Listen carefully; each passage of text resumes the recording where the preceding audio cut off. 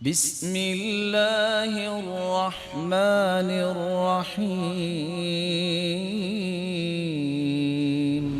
صحیح اور جامع کی روایت ہے 6262 کمال کی روایت ہے۔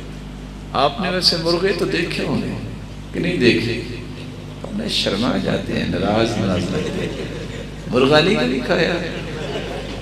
حدیث میں آتا ہے ان اللہ اذن لی ان احدث عن دیک، اللہ تعالیٰ نے مجھے اجازت دی کہ میں ایک مرغے کے بارے میں ایک جھلک دنیا کو دوں۔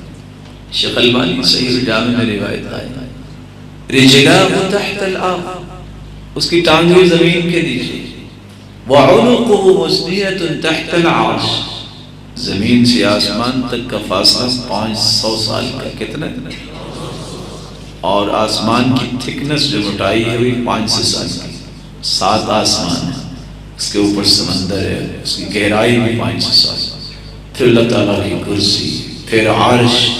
اور کرسی کے بارے میں قرآن کہتا ہے وَسِعَ كُرْسِيُّهُ السَّمَاوَاتِ وَالْأَرْضِ، ساتوں زمینیں اور ساتوں آسمانوں کو کرسی گھیرے ہوئے ہیں، لیکن اللہ کا عرش کتنا بڑا ہے، کرسی اس کے مقابلے میں عرش کی اتنی ہے کہ ایک بہت بڑے میدان میں ایک انگوٹھی رکھی ہوئی ہے۔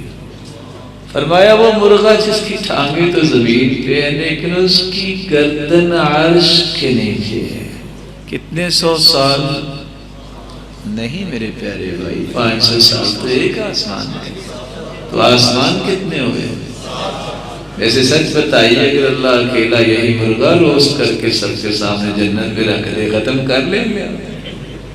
میرے رب کی عظمت کی نشانیاں ہیں۔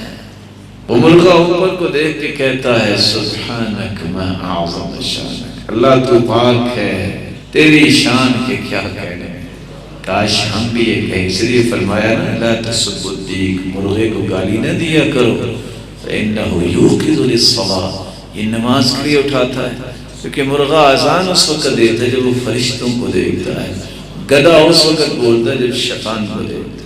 اگر مرغے کو اذان دینے کی وجہ سے گالی دینا جائز نہیں تو مؤذن کو گالی دینا جائز؟